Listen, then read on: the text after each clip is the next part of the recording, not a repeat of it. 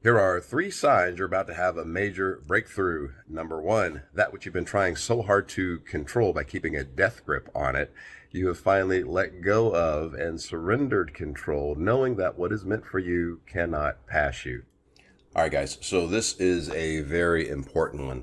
Control is a very closed off, restrictive energy which does not allow for expansion. The universe loves to expand. You incarnated to expand. When the ego is trying to control everything, this is the ego living in fear, keeping you in a state of fight or flight, survival mode. The fear is, well, if I can't control this person from coming back, I'm going to die. Or if I can't control this person from leaving, I'm not going to survive. That's a threat to survival if I can't control. So this is a fear-based scarcity lack mentality. And when you allow the ego to puppeteer you like that, you constantly stay in a state of fight or flight. And basically what you're saying is that your ego knows better than the universe as far as what's in the best interest of everyone's highest good. When you surrender control, knowing that the universe will bring about everyone's highest good involved in this situation, what's meant for you cannot pass you, you're not only allowing the universe to wow you and amaze you with the knowledge that you didn't have access to, and things turned out way better than you expected than when you were trying to control it to make it happen your way, but you also release a lot of anxiety. You let it go and you trust that the universe will make everything right as it's supposed to be. And this is really spiritual maturity.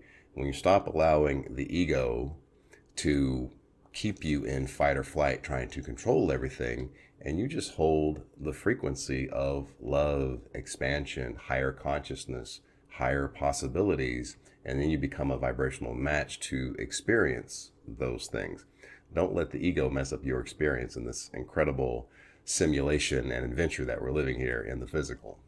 You got to understand that the ego is terrible at interpreting the existential. The ego has no concept of eternal, perfect, whole, and complete. Your actual true essence as source having a physical experience. Why is this? Because the ego is temporary. You only have an ego while you're here in the physical, because the ego is a survival mechanism for the physical. You didn't have an ego in the non-physical because you can't die. There's no need to survive in the non-physical. You can't die. So the ego was kind of odd man out. The ego has no idea from whence you came. The ego has no idea of your actual true identity as source consciousness having a physical experience. Source is absolute love, absolute abundance, absolute intelligence, perfect, whole, complete. These are not concepts that the ego understands. So the ego here in the physical, brand new on the scene, says, oh no, we've got to take to get. We've got to manipulate to get our needs met. We've got to be competitive. We've got to get there first and take it before anyone else gets it. We need to be disingenuous to get love, whatever the nonsense that the ego wants to tell you, because the ego is odd man out. The ego has no idea of your true identity as source having a physical experience. This is why we don't give the ego a whole lot of credence. We'll listen. We don't want to shame the ego or ostracize the ego. We want to listen to what the ego says, but we're listening from an observer state of mind, not a reactionary state of mind. We can sit back and observe. We can ask whether or not that fear is valid or if it's bunk, and then we can choose to respond in either love or fear. We're choosing to respond as source having a physical experience, or we're choosing to respond as a typical human responding, reacting from the 3D ego. The choice is ours when we step into the observer state of mind. Number two, you've stopped playing not to lose and started playing to win. No risk, no reward is your new anthem. All right, guys. So fortune favors the bold. You have to understand, if you're feeling a lot of fear and anxiety about going after the life that you really want, that's really just your ego worried that stepping outside of your comfort zone is a threat to survival. The ego views the unknown as a threat to survival, and then you get this fight or flight survival mode mentality, which is very stressful, and it could stymie you as far as taking action. But you've got to understand that if you're not living the life that you want, that means that's in a different comfort zone for you. So you've got to get comfortable being uncomfortable. Maybe instead of just diving face first into that cold lake, you dip a toe in, right? And then the ego sees, hey, I didn't die. That's not a threat to survival. Okay, well, now we put an entire leg in. Oh, we didn't die. We're okay. And then you go in up to your waist. Hey, we're still alive. So what I'm saying is that your comfort zones begin to get higher and higher the more action steps you take in alignment with the life that you're really trying to live.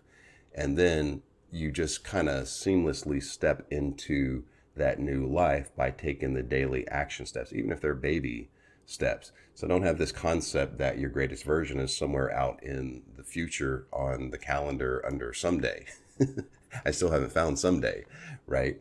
But when you're taking those daily action steps, you seamlessly step into that greatest version. But you've got to get outside of your comfort zone. You got to get outside of that fear. On the other side of fear is your freedom.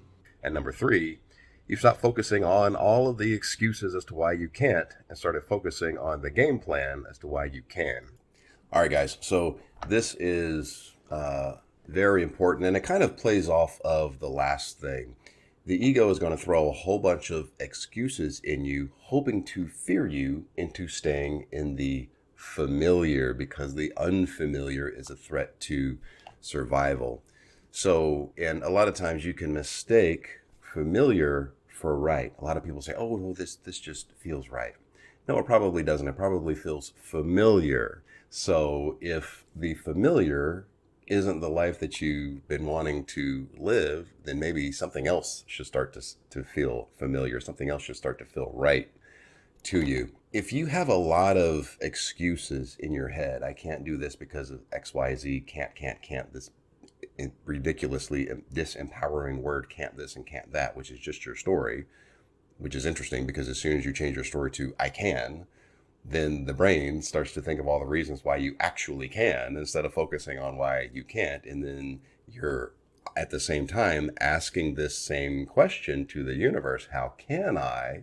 How can I? And then the universe says, well, you can do it this way, or you could do it that way, or I'm going to bring this person in to meet you at this specific time, and then you guys are going to make a partnership and blah, blah, blah. So the thing about it is that if you are in your head with all of the reasons why you can't, that means that you're in your head. You're not in your heart. So as soon as you get out of your head and sink into your heart space and say, can I do this? Is this what I really want? Is this possible for me? If your heart says yes, then you move forward. We don't listen to the ego at that point because we've gotten the green light from our heart. And when you follow your heart, the universe will back you up times 10. Why? Because when you follow your heart, you are expanding. The universe can express itself through and as you to a much greater degree when you are in an expansive frequency. When you are moving forward in life and expanding, you're more in the love frequency. Why are you more in the love frequency? Because you're living more from your heart. And the dominant frequency of source is love. So you've got the entire backing of the universe behind you when you follow your heart and don't listen to all of the excuses in your head coming from the fear-based ego as to why you can't do something, can't this, can't that. Throw the can't stuff out the damn window, because you're just going to stay disempowered and stymied in frustration and stagnation. We didn't incarnate for that nonsense. We incarnated to be great. So you be great by following your heart. I love you guys. I hope that this has helped. Namaste.